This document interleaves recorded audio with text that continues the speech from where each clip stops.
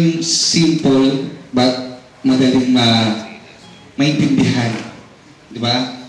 Yung hindi na kailangan pang hindi naman kailangan mag-isip talaga na ano ko ba, andun na kagad, andun na yung situation, andun na yung hanapin na lang nila yung solution dun sa gagawin kung meron man. Yun lang. At always remember yung mga nandun sa ibaba. Huwag masyado yung ano, I think yung mga nasa level ng mga sa kanta,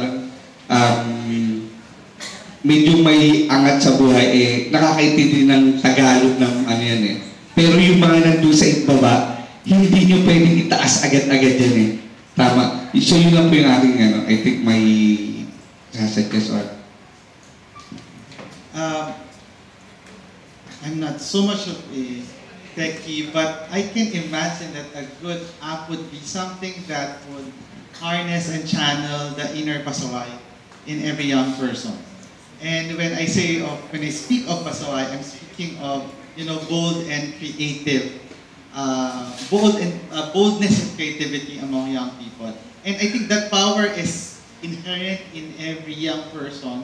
Nandyan yan, di yan nawawala. And baka it's about time that we channel that sense, that power being pasaway towards a good governance or positive societal change. Because there's always a possibility. If Rizal and Bonifacio were able to channel that inner pasaway in Filipinos a century ago, perhaps we can do the same for this generation.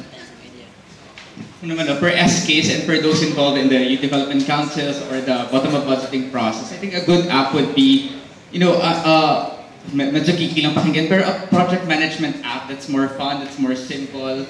The SK needs it. We need more relevant project. We need a project management tool for our planning, for our budgeting. If there's a project management app that has lesser words and more pictures and more interactive, I think that would be helpful. Ako naman, I'll take the inspiration from Big Hero 6. The only limit is yourself. So it's actually up to your imagination. Siguro yung kailangan mo lang tingnan, sino ba talaga yung audience mo. Kasi maybe you are actually excluding someone dun sa kung ano man yung gagawin mo. So just to give some facts, best, in terms of levels, yung pinakamarami yung gumagamit is SMS. So if you can create an SMS app, or say, next will be the social media. Tapos next na yung halos sunod-sunod na yung yung social media mobile app. So yung mga ganun. So just to note, dun sa mga gagawa for tomorrow. So let's give a big round of applause for our panelists.